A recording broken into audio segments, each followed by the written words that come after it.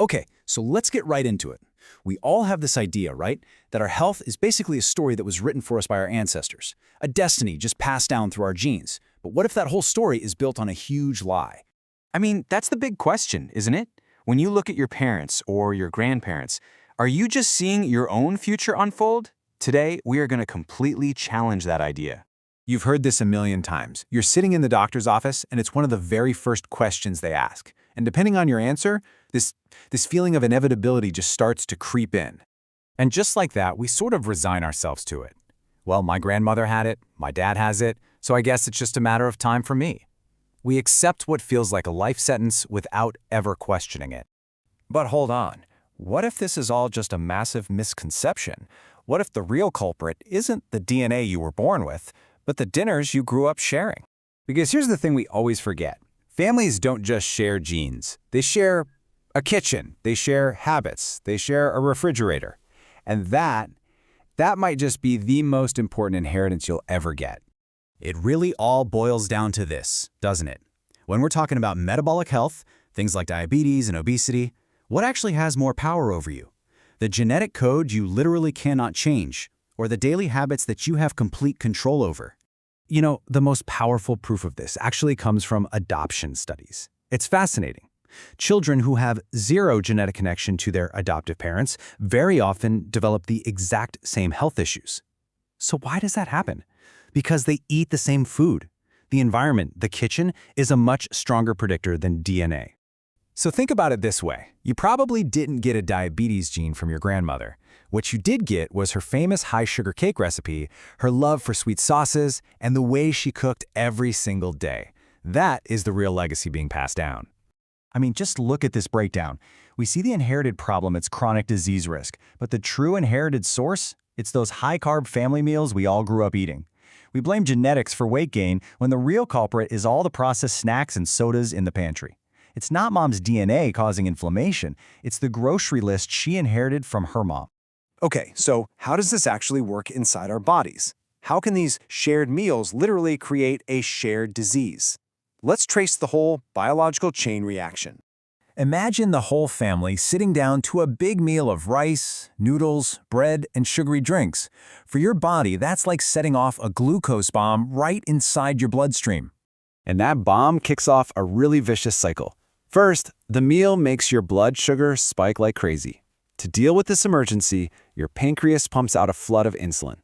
Now, insulin's job is to get that sugar out of your blood, and it does that by storing all the extra energy as fat. And when this happens over and over, meal after meal, it creates a state of chronic inflammation. So what is chronic inflammation? Just think of it like your body is stuck in a constant, low-level state of panic.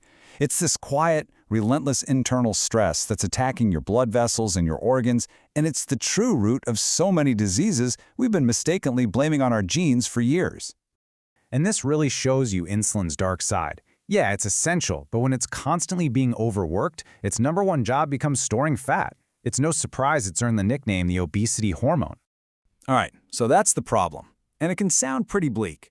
But here is the amazing news. Because this chain is forged by food, it can be broken by food. The solution is literally right there, on your dinner plate. Does this plate look a little familiar? This is the plate a lot of us inherited. Meals built around white rice and noodles. Snacks like chips, cookies, and sweetened drinks. Freezers just full of pizza and dumplings. This is the plate that fuels that whole cycle of inflammation. Now, let's compare that to the plate you can choose. A totally different world, right? This one is built around quality proteins like meat and fish, tons of healthy fats from olive oil and avocados, and nutrient-packed vegetables. This is the plate that breaks the chain for good. The fundamental shift, the real key here, is changing your body's main fuel source. You're moving it away from being constantly dependent on sugar and carbs, and you're teaching it how to become an efficient fat-burning machine instead. And the results of this change are absolutely transformative. First, your insulin levels finally stabilize, which tells your body to stop storing fat and start burning it.